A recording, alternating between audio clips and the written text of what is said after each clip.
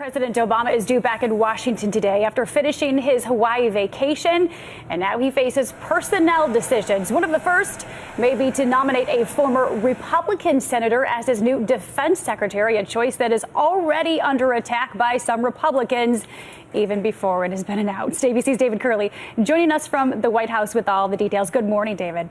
Good morning, Paula. You're talking about Chuck Hagel, and we are not told one way or the other whether or not he's going to be nominated, but he is controversial really within both parties. But if you're going to make cuts at the Defense Department, doesn't it make sense to have a Republican to help you if you're a Democratic president? One of the calculuses that the president's considering. Also, Deputy Secretary Michelle Flournoy over at Defense Department still considered a candidate, but we may hear something tomorrow on who will be the president's next defense secretary. All right, David, is there reason to believe that Democrats would meet Hagel's nomination with some resistance as well? Absolutely. And the reason is that on social issues, Hagel's fairly conservative, but the point is he's not going to be doing social issues if he is nominated to be defense secretary. He's not going to run Health and Human Services. It's the Department of Defense, the Pentagon. But some Democrats are concerned about that. Republicans are concerned as well because Hagel lines up with the president. He was opposed some of the issues in Iraq, also in Afghanistan, and that's what Republicans don't like. He bucked the Republican Party and really lines up with the president, which the president might see as a strength if he decides to nominate Hagel. All right, and some fascinating numbers coming out of the president's vacation in Hawaii, where he was for 9 days. Can you share those with us? Yeah, well, it was supposed to be a 15-day vacation, do you remember? And so here's how it all breaks down. We've taken a look.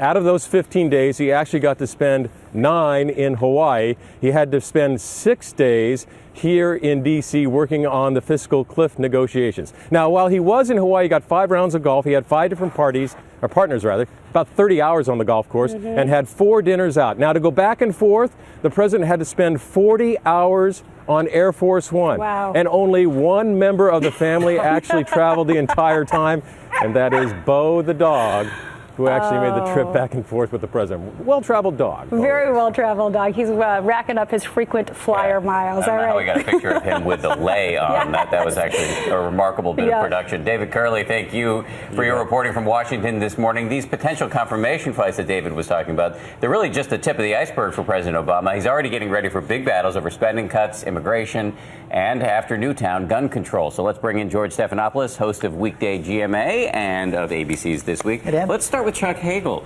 Is he likely to get the nod? And if he does, can he make it through the confirmation Well, the White process? House saying the president hasn't made a final decision, as David just reported, but Democrats in the Senate certainly believe that this is coming. They've certainly been led to believe by the White House that this is coming, and they're kind of scratching their heads. They can't figure out why. As David pointed out, there are a lot of Democrats who have questions about Chuck Hagel, not only on social issues like gay rights, but also on his support for Israel. There's been some firm opposition from Republicans. If the president goes forward, he is in for a real fight, likely to get him through, but it's not going to be easy. He's got a lot of big fights coming in. This morning we're hearing that they're gearing up to take on the NRA over gun control post-Newtown. What are the odds that he has the political capital to win a fight with the NRA? Right now he has the public on his side, but he knows he has to move very, very quickly. That's why Vice President Biden is going to report back likely before the president's inaugural on January 20th with his package of recommendations much broader than simply gun control. They'll also look at mental health issues. They'll look at violence in the media. Right now there's going to be a lot of resistance in the Senate to this. Hard to move quickly there, but they're also going to look at things the president can do on his own through executive order so they get something through. George Stephanopoulos, thank you. And George has a big show this morning. His guest, a key player in the fiscal cliff deal that just passed, the Senate Minority Leader, Mitch McConnell. This week with George Stephanopoulos coming up later this morning.